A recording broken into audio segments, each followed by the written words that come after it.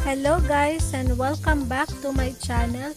So for today's video, magluluto po ako ng aming ulam. Ito po yung isda. Ayan, penrito ko na dahil isasahog ko po yan sa gulay. So meron po ako ditong Baguio beans, cabbage, sprouted. And so yung sprouted na bili ko lang yan 10 pesos.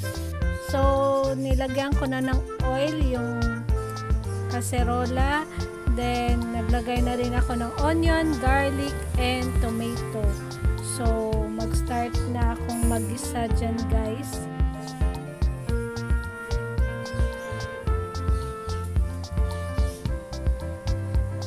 Para dagdag lasa sa aking lulutuin.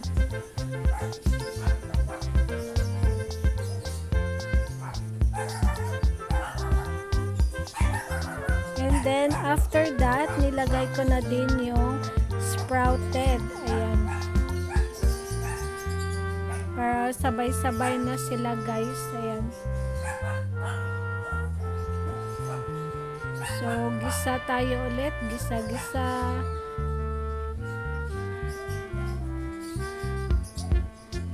Para yung lasa ng sibuyas, ng garlic, at saka ng tomato, ayan, mapunta sa sprouted.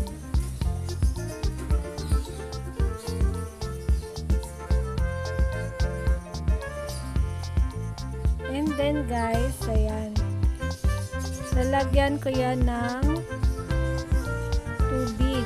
After nating igisa, ayan, lalagyan ko ng tubig para lumambot yung ano, guys, lumambot yung sprouted.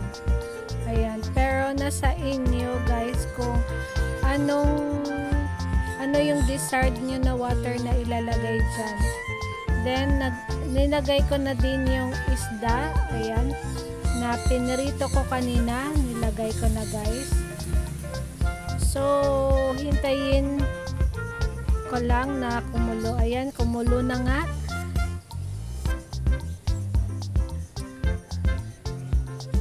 Ayan, kumulo na. So, lalagay ko yung saging. Ayan, yung saging na saba, guys.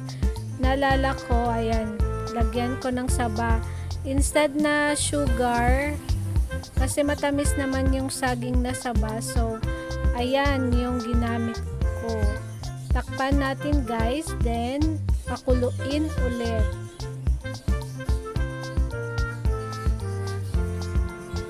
Then, after na kumulo na siya, lalagay ko na yung Baguio beans. Ayan. Palambutin natin yung Baguio beans, guys, ng kaunti.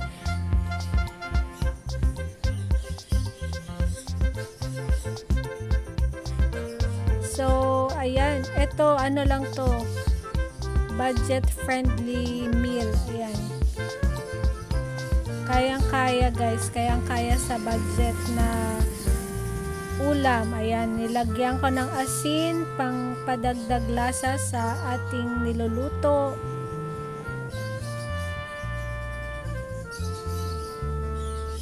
Ayan. So, kailangan nating tikman para i-check kung okay na yung lasa, guys. So, nilagyan ko ulit dahil kulang pa. So, halukayin natin para ma-mix. Tikman ulit kung tama na ba yung lasa.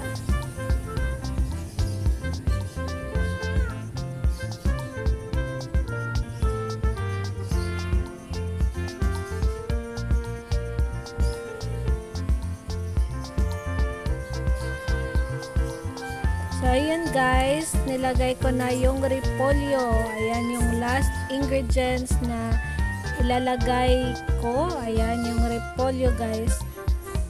Kasi madali lang siyang lumambot. Ayan.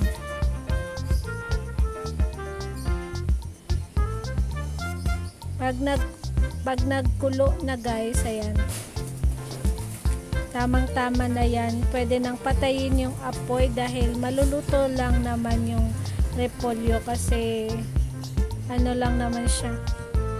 Mabilis lang siyang maluto. Ayan.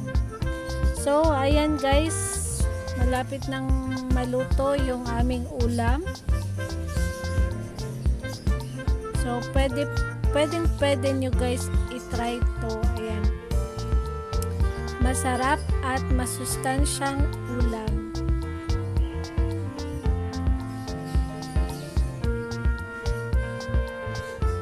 Ayan, maraming salamat po sa panonood ng aking video. Ayan, so ready na siyang ano guys, ready na siyang kainin. Ayan, so thank you so much guys for watching my video. Don't forget to like, share, and subscribe. See you on my next video guys.